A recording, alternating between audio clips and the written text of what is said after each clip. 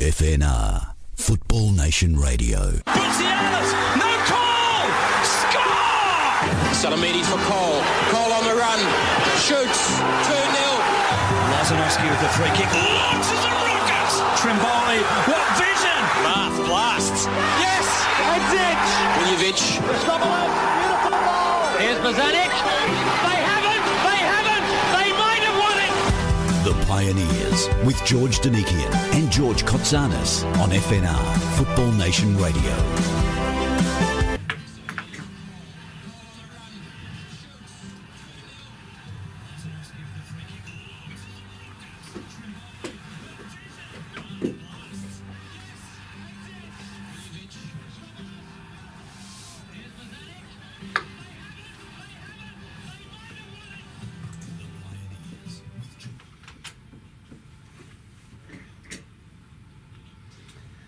Welcome back to FNR Football Nation Radio, your voice of football in Australia and right around the world. It's 7 p.m. on a Thursday, which means one thing, it's the Pioneers. Athos Sirianos filling in for George Donikian once again, who is still serving suspension. But George Kotsanis is in the studio, as he is every week. Welcome, George. Thanks, Athos. Good to see you again, buddy. Likewise. And you've brought another very special guest tonight for the Pioneers, a former Ringwood Wilhelmina and Melbourne Knights legend. I have. We always have legends every week in some shape or form, and no different this week. And we've got a very special gentleman, Keith Chalky Adams. Welcome to the show. Hello, George. Athos. Legends. What am I doing here? No, you're the legend here. Let's make no mistake. Now, we generally start each week with a very similar question, and no different this week. I'm going to ask you what your very first football memory is. It was way back then, like when my dad took us to watch my favourite team that is now. Back in the day when in Sunderland, so and he had a brother who lived just round the corner from Roker Park, so it was a double whammy for my dad. He used to pop in there, maybe have a quick pint before the game, and my uncle Willie and my auntie June, and it was at a time when there was only myself and my cousin Joe who used to play football. We had many kids in the family, but it was just us two, and then so it was great. We always have a bit banter with football as a kid, and then I remember my uncle Willie, instead of buying us a bag for me football boots, he bought us a little brown suitcase. Suitcase. This is something different. And then after that, from where they lived, we just used to pop around the game, and as I remember, we had the railings on the edge of the ground, and my dad would have a little piece of wood with some rope in, and he'd haul it over the top of the railing so I could see, and that was it. That was one of my first real great memories of. How old do you think you were roughly at this point? I would have been maybe I think 8 or 9 or something like that, maybe a bit earlier, but vivid though. Vivid. Yeah, and great memories of obviously football/family there. Yeah, very much, and still keep in touch with my uncle Willie. My dad's been away from us now for about 25 years, but it was just great. And my dad was Catholic. No wrong with Catholics, of course. Of course. But so that was that side of the family, and my mum was Protestant, a bit stronger, so we got brought up via my mum's side, the old Stampies and whatnot. But that was all good. Great times. Okay, what are your football memories like watching? Like, who were your football heroes at the time? Well, then it was there was lads who I think then it would have been people like Bobby Moore, who was revered, of course, for England in '66 and stuff like that when I was about obviously 10. Sunderland, I cannot remember if they were great or not. It was just a fact. But you would have had a favourite player, though, wouldn't you, at the time? Well, there was a lad came down again. I can't remember when, but Jim Baxter came. He was amazing. And we used to have a habit, as I remember, of signing players who were fantastic, but past their best when we got them. Yeah. Sort of. Yeah, but Jim Baxter, he was just quite brilliant. Okay, so when did you realise that football was your thing and you wanted to play and be a part of that superb family that we're all part of? Well, it was, just really through the school. I had a couple of good teachers when I was in primary school. A teacher called Mr. Gibson, and he was just one of those eternal blokes that still, you know, you travel through your life and you get somebody who might like you or take a shine to you in some way, but he was a gentleman, and he's still alive actually, he's 92. But yeah, he was tremendous. He used to take us places, you know, where Sunderland Boys, I got into Sunderland Boys, and from a school called Hastings Hill, and we didn't have a great history of great football at the time or for the school. Yeah, so it was a great time coming through there, then going into Thorny Close Seniors, and just a bit of fortune. Just loved it, but I never played for any successful school team. We always used to get smashed up by all the Catholic teams, you know, St Cuthbert's in juniors and St Aidan's in seniors. We didn't do very well. So you had to earn your kicks all the way through. No It easy. did. Not really. I think there was, you know, from memory, there was a great mate of mine called Alemania. He was a big lad up front, and myself, and we played all the sports, so we didn't get much, and it was a surprise to get something a bit later when I left school. So were you playing as a defender at that stage, or were you? I was actually a winger. A winger? A little winger. We love wingers on this show. Well, yeah, Sunderland Boys and stuff like that. I think I had a couple of decent games here and there, but that's what I was, and that's what I knew. And yeah, I progressed from, well, as I say, you know, I used to knock a few balls in the box and get lucky somebody get on the end of them, you know. So you had to wait for, in a bad side, to be a long wait between passes or service, I guess. Well, I think that's fair. That's fair to say. Although when I played for Sunderland Boys, they were quite successful in the North East and the cups that they went in, and we had some really good players like who kicked on a bit even from then, you know, juniors and stuff. But yeah, at school it was tight. There was not much success. Not much success. So you obviously were good enough to get an invite or to trial at your boyhood club. Tell us how that came about. Yeah, well, and how old were you at the time I when would you have first been. went down? I reckon I would have been just nearing 15, and considering when to stay on at school, it was that time when there was a choice to stay on at fifth form, and we were there on the summer camp. You know, when you were it's summertime, you used to get down there and you'd probably train 3 days a week with them. And I always remember there was a bloke called Billy Elliott, and he was in his day he was a great player for Sunderland. And he was the coach, and he said, "Who wants to sign for the club?" And I stuck my hand up like everybody else. And it was weird. And I got asked to come in the office, and the manager was Alan Brown, there for a long time. And the next thing I knew, he was driving up our street in Pennywell in his Audi with me, you know, talking to me mum and dad. And I believe my claim to fame is that was Alan Brown's last signing for Sunderland. Is that right? All went downhill for him after that. Somebody will prove me wrong, but it was a funny statistic at the time Okay. talking about it. Yeah. All right. So he's taken you home. Asked the parents what were your parents' thoughts? Did they want you to continue on with school? Yeah, it was a bit negative as far as that. You know, my mum and dad. I mean, you know, I wasn't too bad at school, but you know, when you get a chance to play football, and yes, it was a dream, and whether I was any good or not never entered into my head. Really, it was just there was an opportunity, like a wee chance, and so yeah, I promised me mum and dad that I would do day school, and I reneged on my promise once I was assigned as an apprentice at Sunderland. Yeah, they weren't too happy, Okay, especially then. my mum. Yeah, I bet. But you were probably over the moon. Well, I was, and it was great. And I think, you know, when you look back at anything, George, really it's like looking back now to then.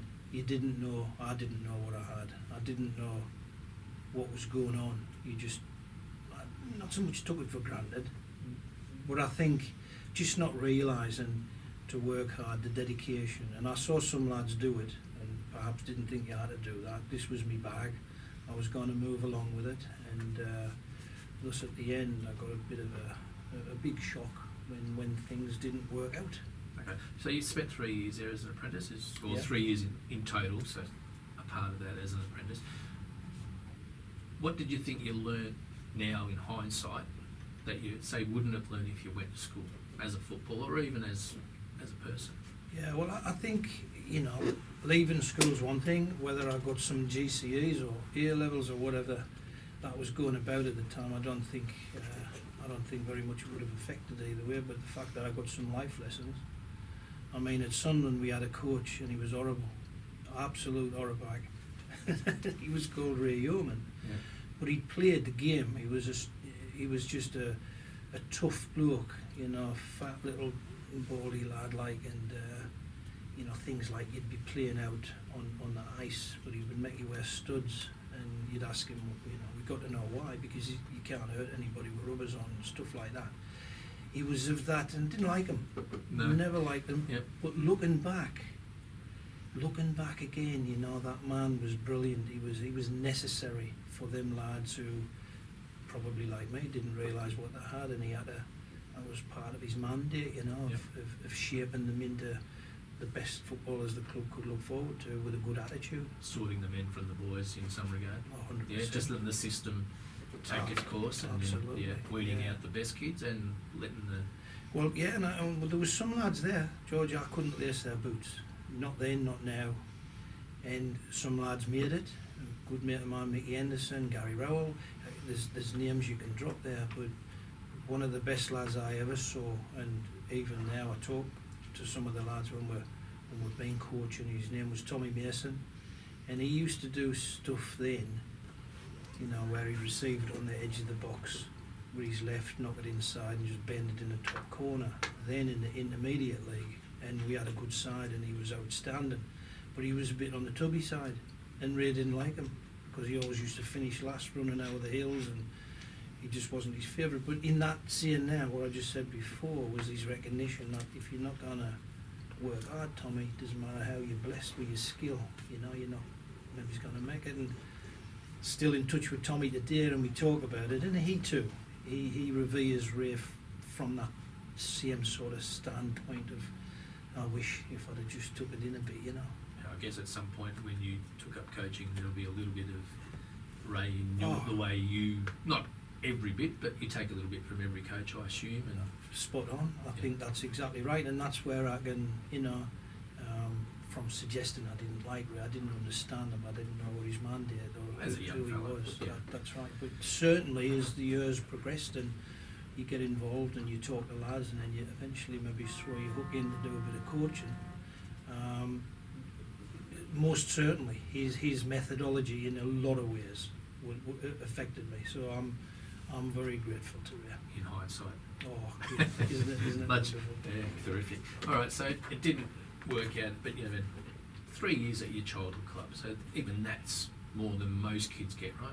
So it's not totally negative or a disaster, but at some point it came to an end. So tell us how it came to an end and how you felt. I played a reserve game against Doncaster one time. It was the end of the season, and there was, you know, it was just a no value game, but it was for the Rezzies, and that was Were it. you still playing as a winger at this point? No, No. I'd gone back. I'd been transformed to a full back. Yeah, okay. Just checking.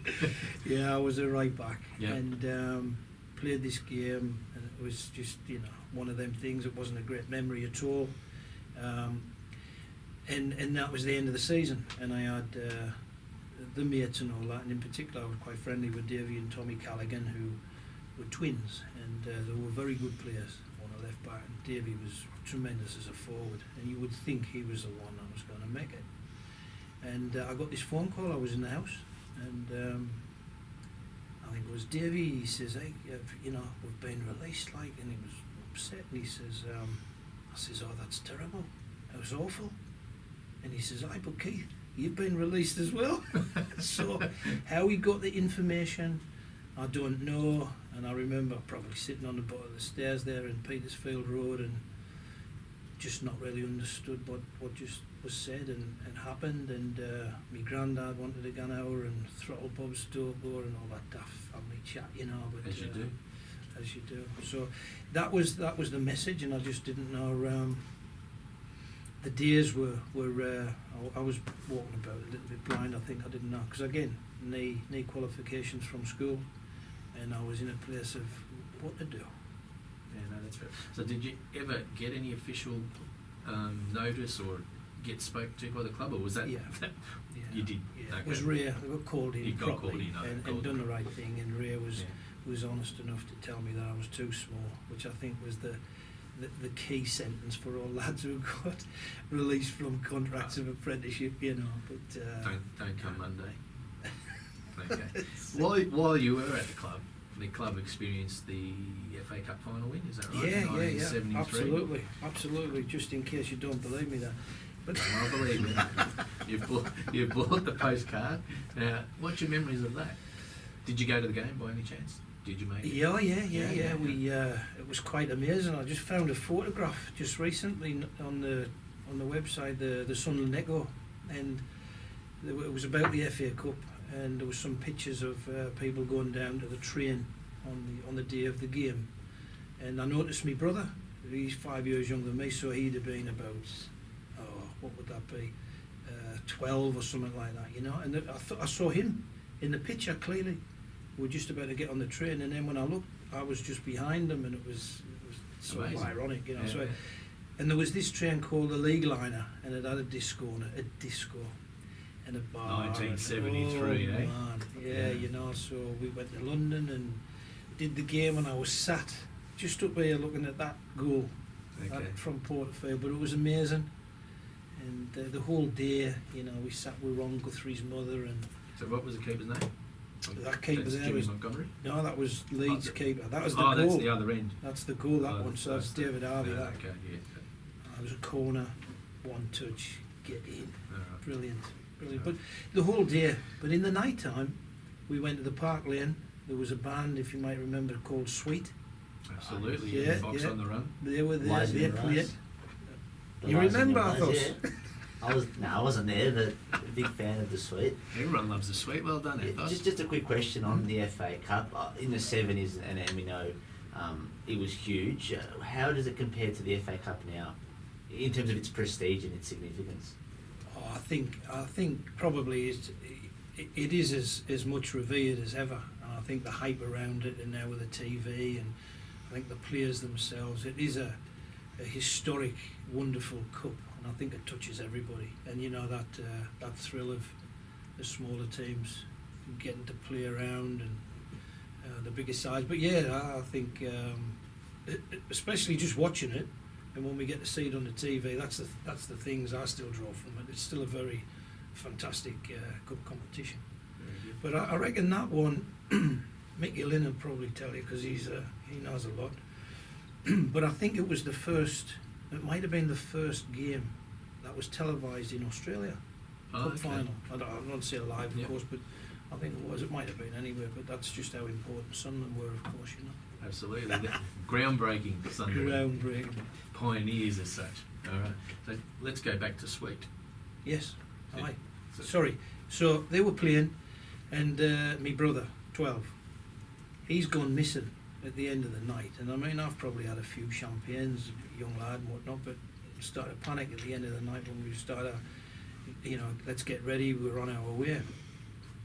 And looking all over, got in trouble from the secretary of the club, he shouldn't be doing this, shouldn't be doing that. Anyway, the players were in a booth, a room, watching the game replay, and they were pretty merry, and they had our Kevin in there with them. And I swear, I mean, it's not. He'd been on a bevy. Oh, really? 12-year-old 12-year-old. drinking some stuff. So naughty but funny times, And I got in a bit of bother with that. Like, You would have, but he probably had the greatest night of his life. he could tell you some stories, and he can still recant our Kev, about stuff like that. But how special as a Yeah, I kid. was going to say that's. Ian was. He doesn't support Sunderland though. Oh, really? No, he's a Man City supporter. Oh, well. No, you can't help it. You can't help everything. That means he was once a Chelsea supporter, probably. Yeah, All right. but the people who played in there, there were some good players, second division side at the time, and probably stealing a little bit of the thunder now, But since then we've really done now. But there was some blokes there that again can change your life from week to week.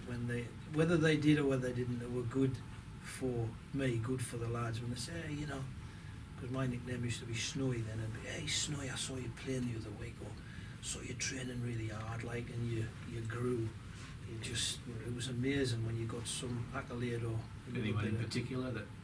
Yeah, there was a bloke there centre forward. He was brilliant, called Vic Hallam, a Cockney lad.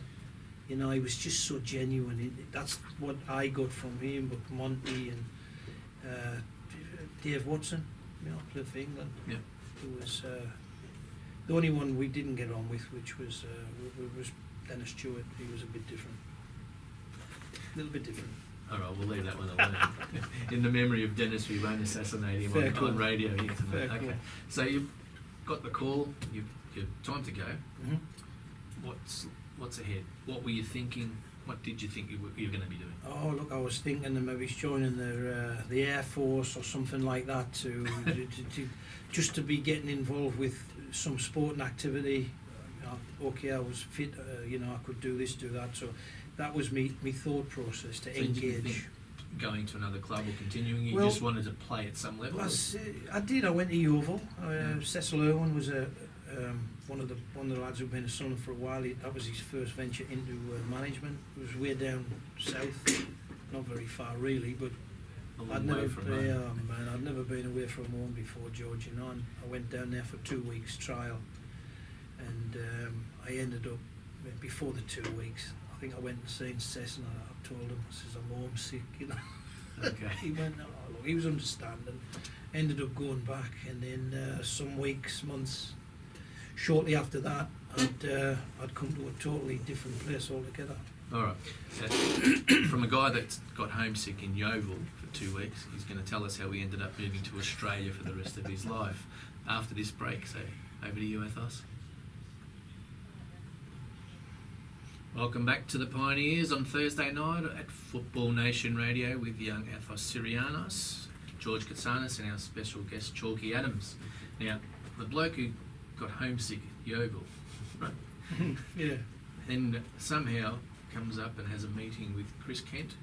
Is that how? Yeah, it was. I'll let you take it from here, young fella. Yeah, George, it was, Chris was released from his contract a wee bit earlier than myself, and again, surprised, because he'd already featured in the first team, made his first team debut, so he was on his way. So it was one of them things difficult. But actually, Chris had gone. He'd left England and was in Australia then, and I actually.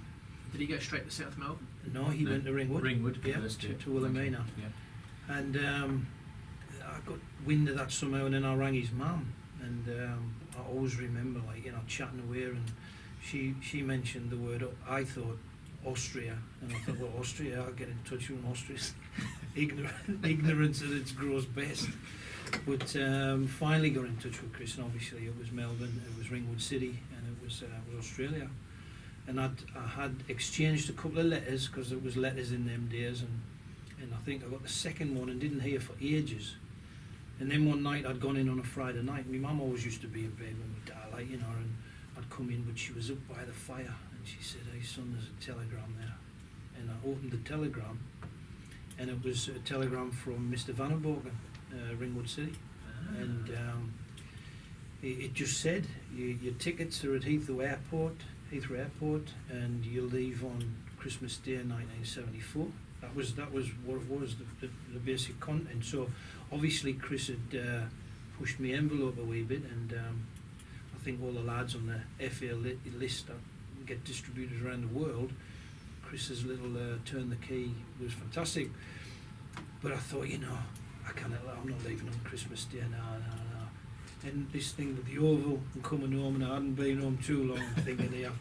But then I thought, well, if I want to resurrect my career, I've got to do something, and I'm laughing there, called resurrection of a career. But getting out and negotiate a different travel date. I didn't leave on Christmas, I left on Boxing Day. So I had Christmas. You hard negotiating. Oh, it was incredible. But yeah, it was.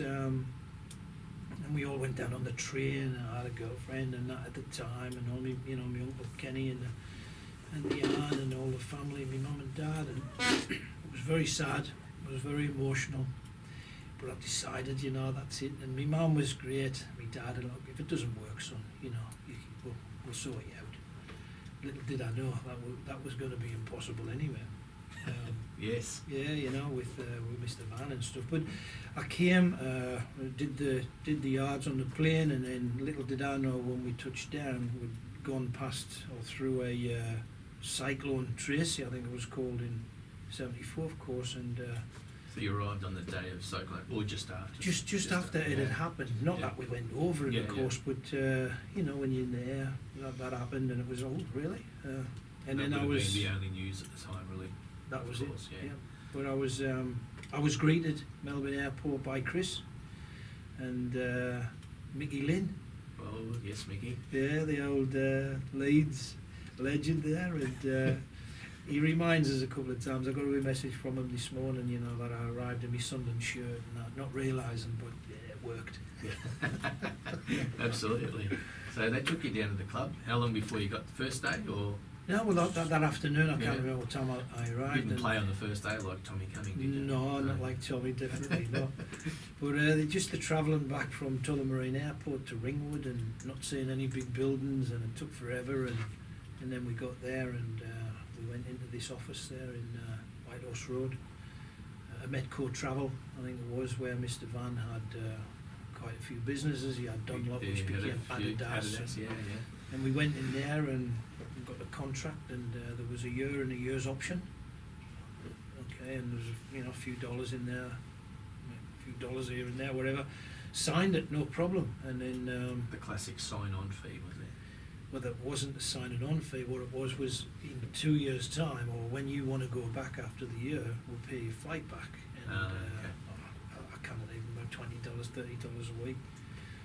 Well, from there, and obviously the weather was lovely, you know, and I sort of got a job from him because pre-season hadn't even started. Yeah.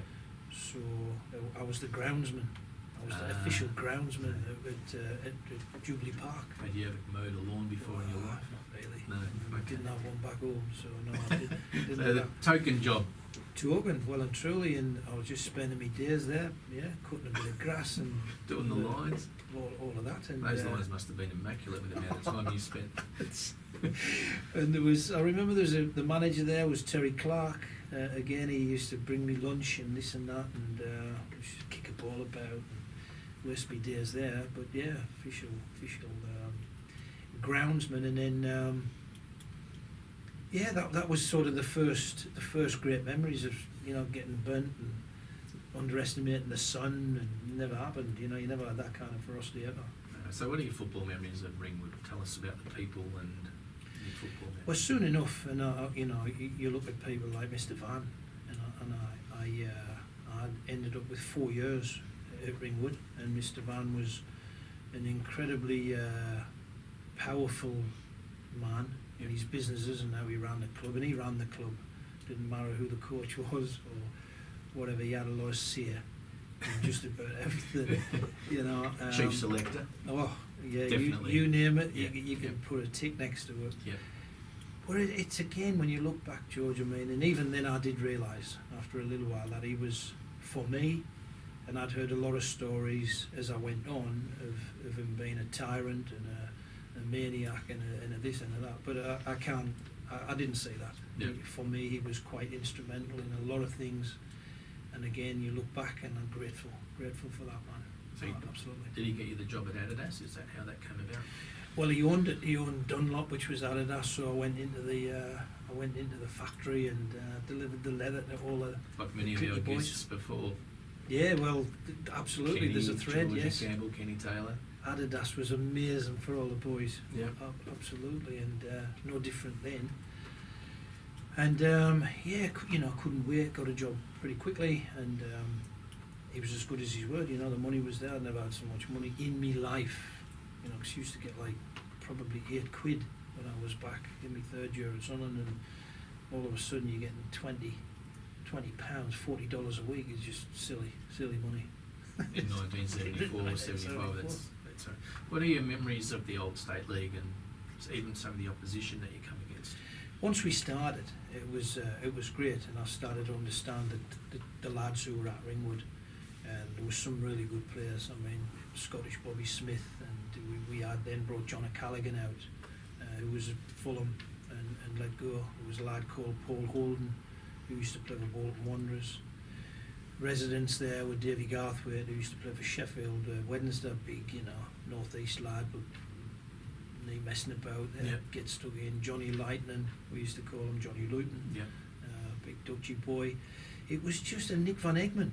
Nick Van Egmond was the senior, he was the keeper, he was the gatekeeper, if you like, as well. But what a guy! And I mean, we still see Nick. He was tough as old boots and still is, and a courageous keeper who had international keepers in his past with his granddad. I think whole line of keepers and players absolutely, in the family and going back so back far to Holland, generations. and Holland. I mean, they're the lifeline of things like that, and of course Chris was one of them lads as a left winger. He had that ability where you just needed to have a ball space in front of a defender's leg, and he could clip beautiful balls. Left footers generally are, and he was on the departing train a couple of years after that, where he went to South Melbourne, and that thoroughly deserved.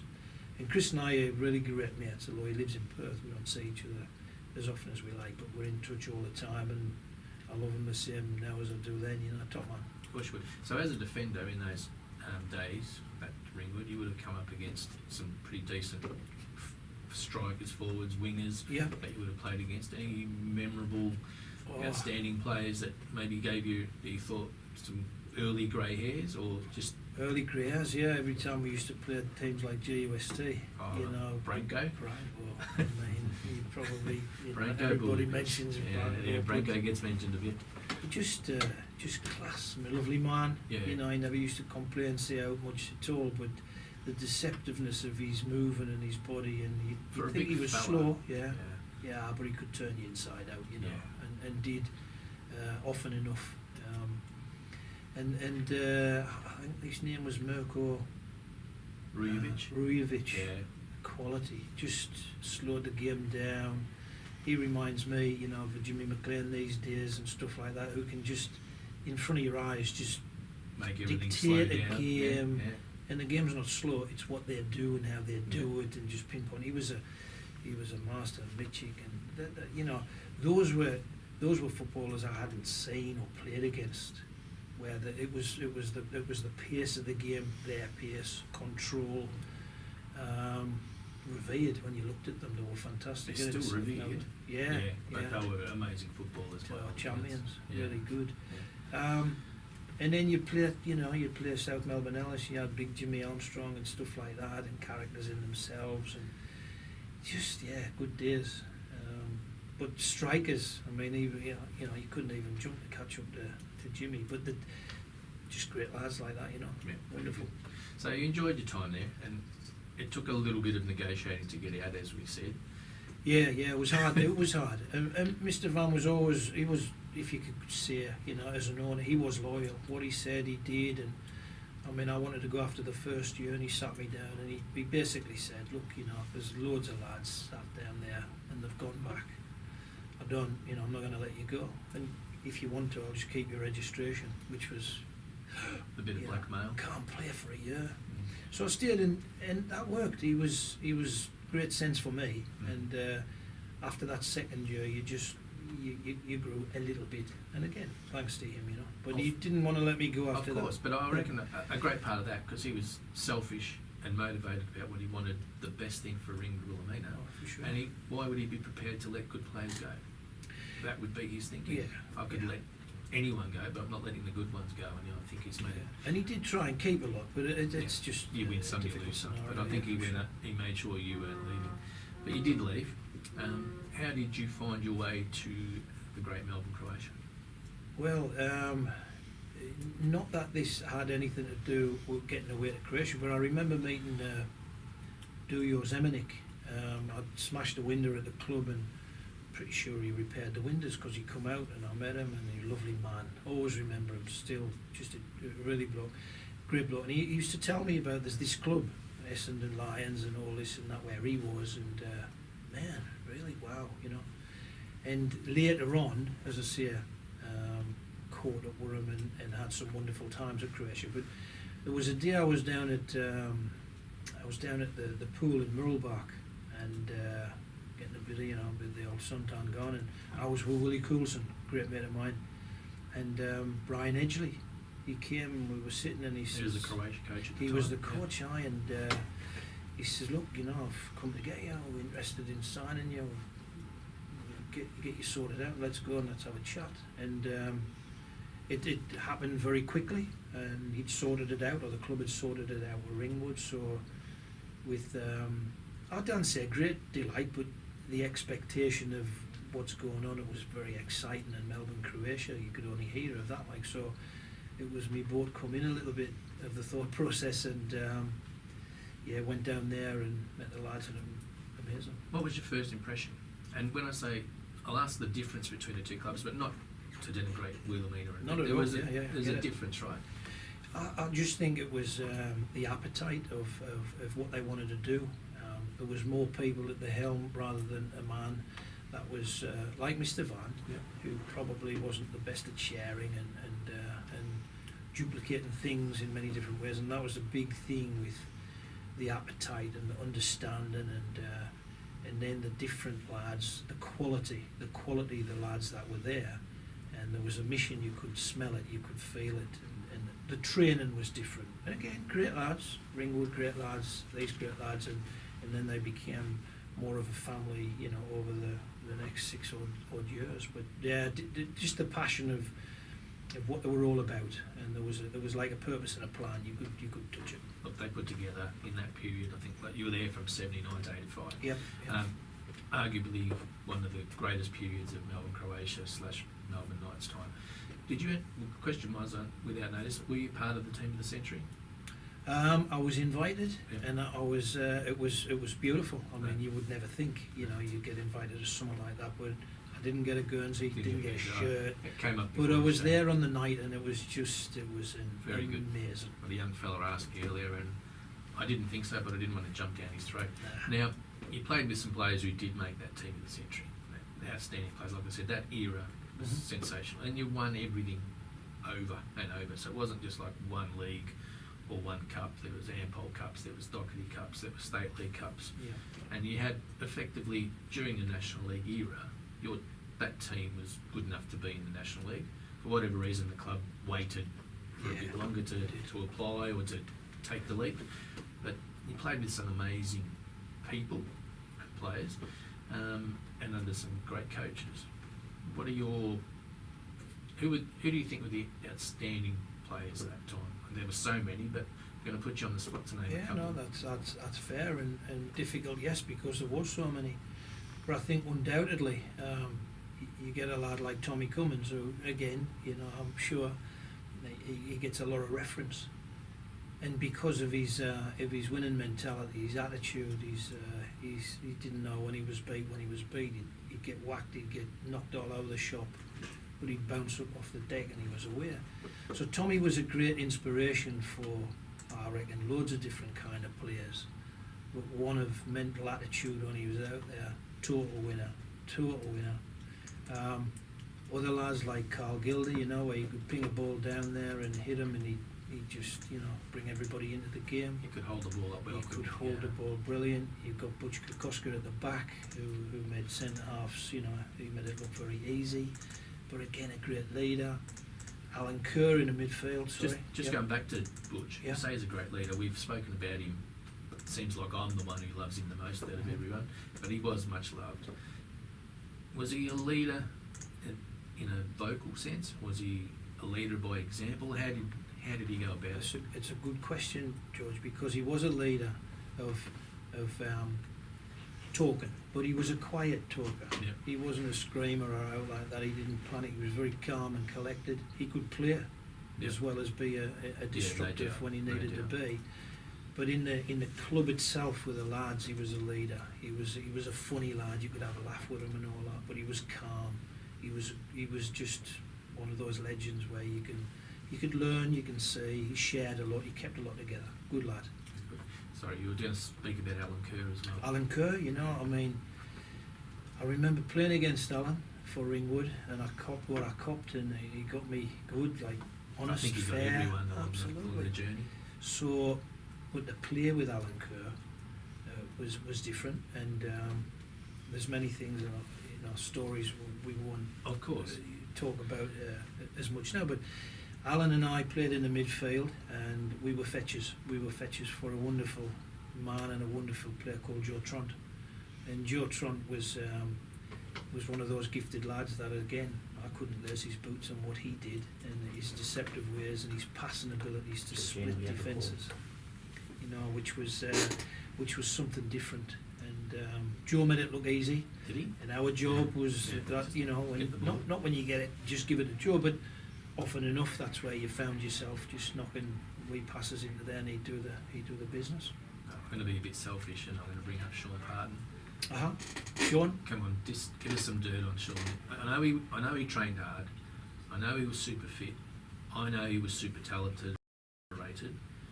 There's got to be something else. It was just his total lack of pace, you know. No, Sean, I think he was so underrated. So underrated. So he was seen as a bit of a bruiser. Yeah, but he actually was pretty good with the ball. He was, Yeah. for a big lad, Yeah. you know, and he was quiet. He was not a raj packet, and he never used to go out, you know, with his voice and stuff like that. But I think if he's one of them lads, you know, if you knocked him, he'd get you. He'd be after you. He'd square up. But he could play, and he was competitive and honest. He was a good lad, Sean. I enjoyed playing with him. Very good. A little bit. Yeah, a little bit. But he's all right. He can take it because he won't come on the show. So if he refuses to come on, I'm going to kick over digs. Because he's intelligent. I think he was a school teacher. He was a school teacher, but intelligent. It's 10.5. Hang on a minute. Now we're going overboard. His mum and dad were great. Lovely people. I bet they were. Lovely people. No, he's a good man, Sean. I do love him dearly. I want to talk about your move away. Are we going to have a break, Athos, do you think? Have we got time for a We break? have time or we for one squeeze more it break. in? Yeah, all right. We'll squeeze a break in and then we'll come back and continue on with Chalky.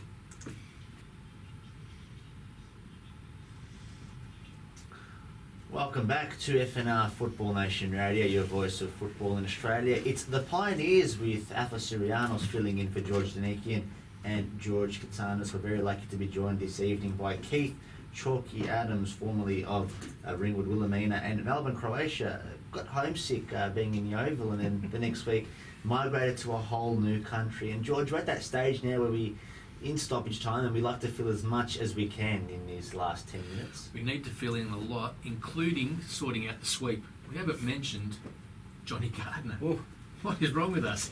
man. Tell us. Well, going to Croatia and eventually being under the tutelage of Johnny literally changed my life, certainly in football, but beyond football.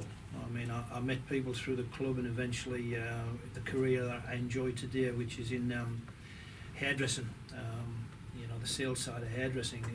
It comes from all that. But Johnny, I used to think, and more so even now when I think back, I thought Johnny was light years ahead of anything. I mean, we had Len McHenry, who was a special professional coach, and if you played for the Burgers, you got all the goods, because he picked all the lads. But in saying that, seriously, he was a sensational coach. But working with Johnny, he, and as I say, changed my life in many different ways. But he evacuated his position as you know, sweeper at the back, trusted me enough to play in there, and it just gave me a whole different thought process about football and what I enjoyed via the fullback scenario.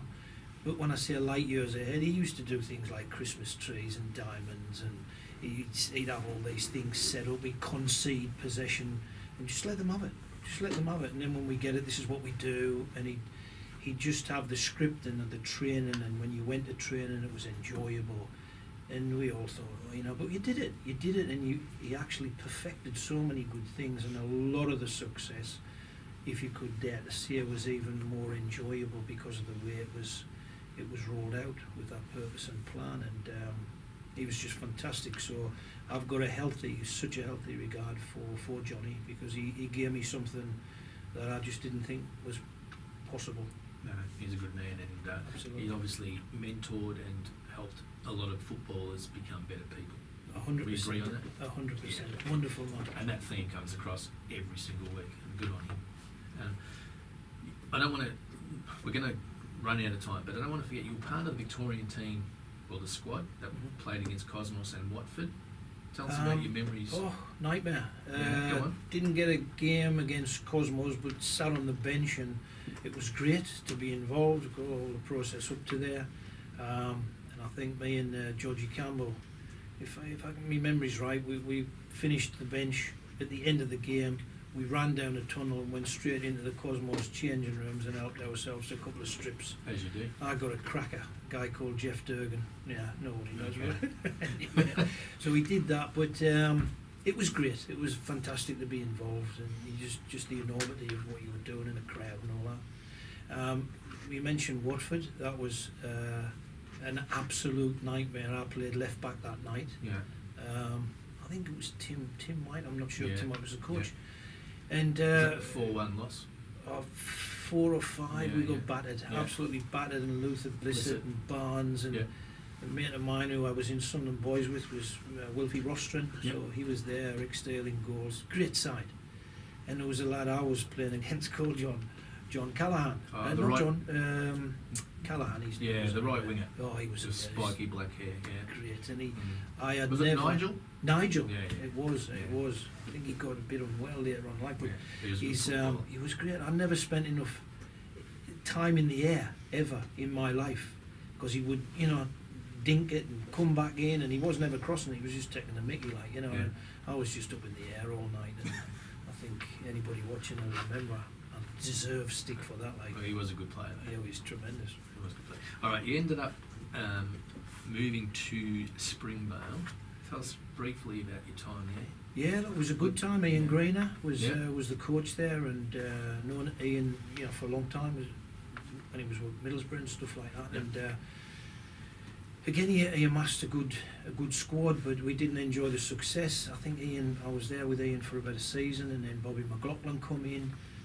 Bobby was there, and we used to have some fun with Bobby because we used to think he drank Jekyll juice. He used to go nuts on the sideline, and especially with Jed Bannon up on the man, we just used to laugh. But good times. He got again good squads, and we challenged a little bit, and then Gus McLeod came in, and the pitch was always immaculate at that time down at Springvale. It was tremendous, so I look forward to playing.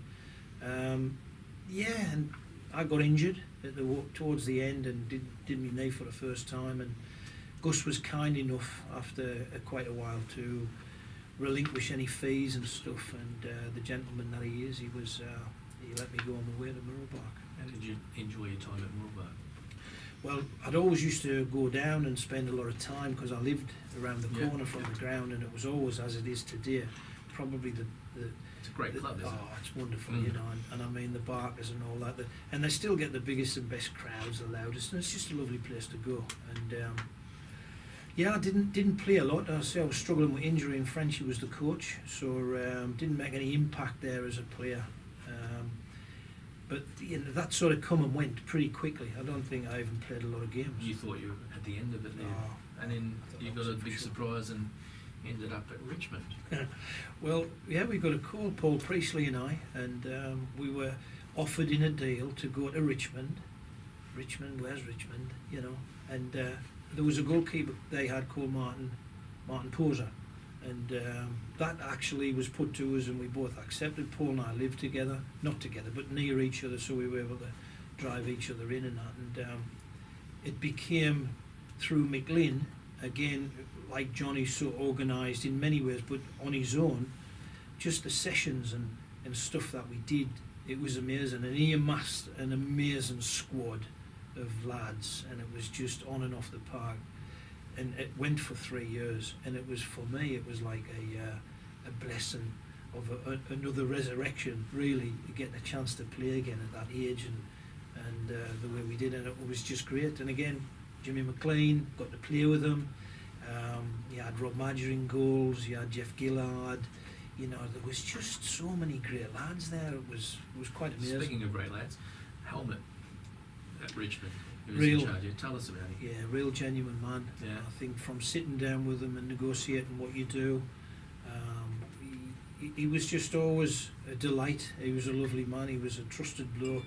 What he said he did, but again, that was across the board. When you talk to anybody, it was a man of respect, and he earned that because he did it. And and went to his 70th birthday a couple of years ago now, and looks great. But somebody you can aspire to, you know, about the truth and about being real, good human, really good human. I'm getting pressed by my phone buzzing off its ears. I think about being asked about the parties at Melbourne, Croatia. Was there something unique about these parties that we should all know about? Well, there was a lot That used you to could come tell on. us? Oh, there was a lot.